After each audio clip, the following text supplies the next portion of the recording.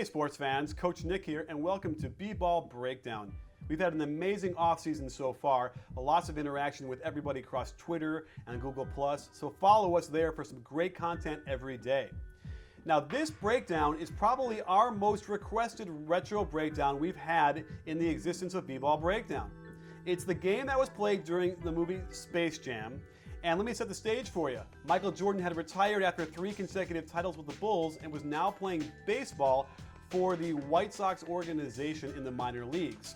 Somebody came up with a great idea, I suppose, to mix Looney Tunes and Michael Jordan, and this is the game that followed.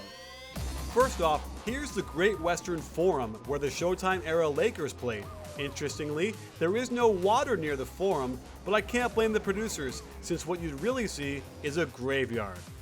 So let's get into the game. It was no surprise that the Looney Tunes started out so poorly. They started the Tasmanian Devil at center. At his size and speed, he was playing way out of position.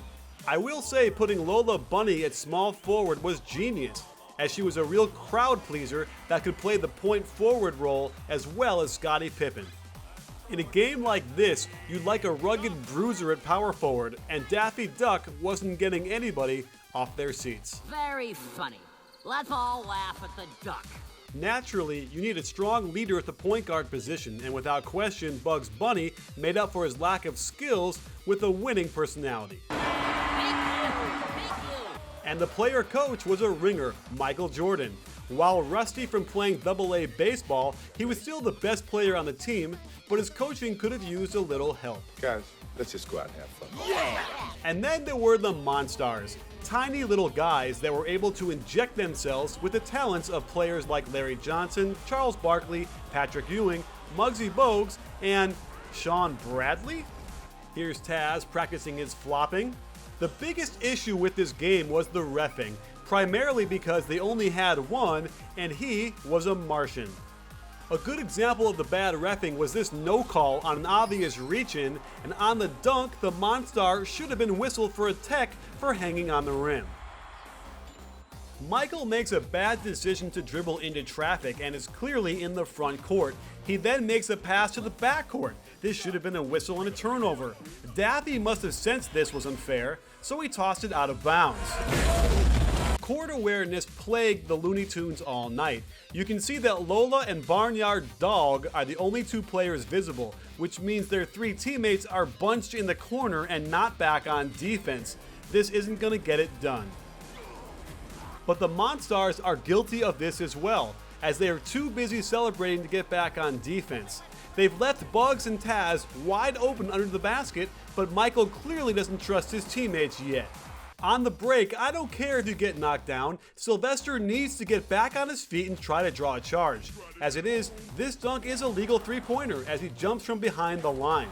The Looney Tunes would have benefited from calling some actual plays. Notice how Lola Bunny is left to attack 1-on-2. After this creative finish, I'd normally bench a player for talking trash, but I think she earned this one. Don't ever call me doll.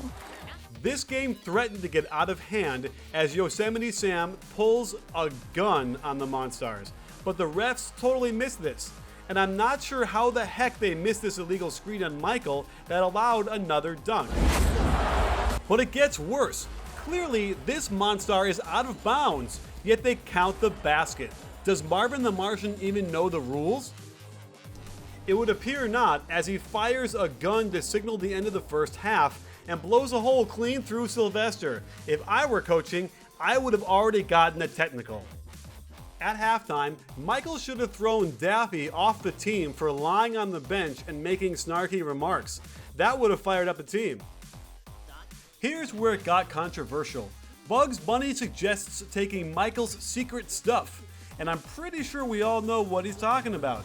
A secret recipe for getting you faster and stronger? One that can cause bloodshot eyes and primal rage? Here's a great play I try and work on with my team. Get a souped up motor scooter on the court to steal the ball and throw the alley-oop to MJ. Watch how the Monstars are forcing Michael to the baseline away from the middle. Great defense, but the help has to step up and take the charge, not back up and let him have the reverse. On this Porky Pig three-way dunk, the Looney Tunes have tightened the score, but they still haven't found a defense that works. One problem I have with Bugs Bunny's game is he's a little too flashy when a normal pass would do, and instead of running to the rim for the offensive rebound, he runs towards the sidelines. The Monstars run a triple phalanx full court literal run and jump press. Nobody cuts to get open, leaving Wile E. Coyote in pieces. Michael takes a legit charge, but again, no call from the Martian. Down 2, Michael calls timeout to regroup. Since most of his team has been beaten to a pulp, he turns to the last player on the bench and says, "Hello, Newman." While the Monstars' 5-man gang-up press worked all night, eventually any team will get used to it. Michael gets it to Newman, who gets piled up on, but I'd never coach 4 of my guys to attack like this. If I'm gonna smash them flat into the ground, you can only go with 3. Because sure enough, that 4th defender causes the ball to squeeze out and go into the hoop, right out of the Looney Tunes playbook. After all the atrocious calls, it figures Marvin the Martian would come out of nowhere to foolishly decide this game. Precisely. If you don't find a 5th player, your team will forfeit the game. No way. We'll find someone. I know, you're wondering the same thing as I am. Who wrote this? Perhaps I could be of some assistance. At this point, Michael had had Phil Jackson as his coach for 4 years, and I'm certain that this was exactly what Phil would say at the end of every close Bulls game. Somebody steal the ball, get it to me, and I score before the time runs out. Bill Murray knows how reluctant the refs are to call a foul at the end of games, and this Monstar foolishly takes the ref out, allowing Daffy's secret play to work without fear of a foul.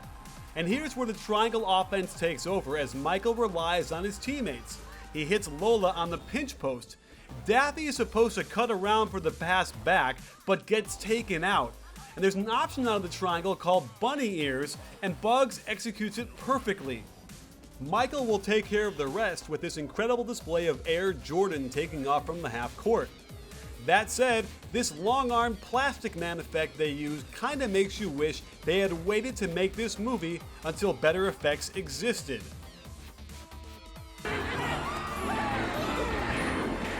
So there you have it, sports fans. A great game went down to the wire. Luckily, it looked like it was going to be a blowout early, but really the Monstars should have won that game, and they didn't take advantage enough of the rough play the referee was allowing.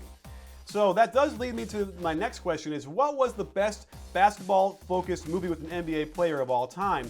I gotta go with Fish That Saved Pittsburgh, starring Dr. J. But this would probably be a close number 2. But of course, I'm sure you've seen the other ones that had Shaq and Kevin Durant in those, and those are, definitely not as good as this.